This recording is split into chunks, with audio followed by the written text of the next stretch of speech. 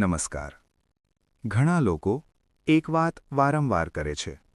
હવે નહીં, પછી કરીશ. થોડું સેટ થયા પછી, સમય મળ્યા પછી.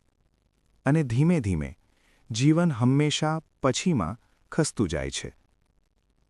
તો પ્રશ્ન થાય છે, આપણે જીવનને હંમેશા પછી માટે કેમ મૂકી દઈએ છીએ? આપણે સામાન્ય રીતે એમ માનીએ છીએ કે હમણાં પરિસ્થિતિ યોગ્ય નથી. ક્યારેક પૈસા નથી, ક્યારેક સમય નથી, ક્યારેક મન તૈયાર નથી.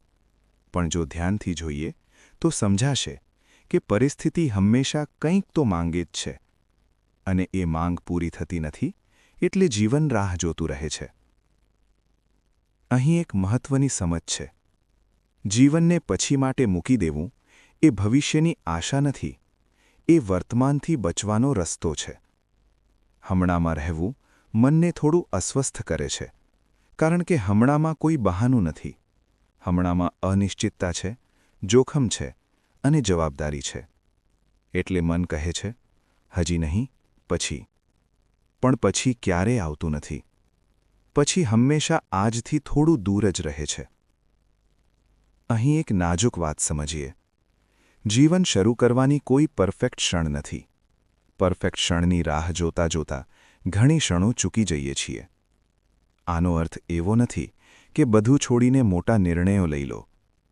આનો અર્થ એટલો જ છે કે જીવનને સંપૂર્ણ રીતે અટકાવી ન રાખો. હમણાં નાનું પગલું પણ જીવન તરફનું પગલું છે. હમણાં સાચું અનુભવવું પણ જીવન છે. જો તમે હમણાં આ વિડિયો સાંભળતા કોઈ વાત અનુભવો છો, તો એ જ જીવન છે. જીવન કોઈ લક્ષ્ય નથી જે પછી મળશે. જીવન એ આ ક્ષણનો અનુભવ છે. આ સમજ સાથે આ વાત અહીં અટકાવીએ. જો આ વિચારો તમને ઉપયોગી લાગ્યા હોય તો ચેનલને સબસ્ક્રાઇબ કરો અને આ સફરમાં જોડાયેલા રહો. આભાર.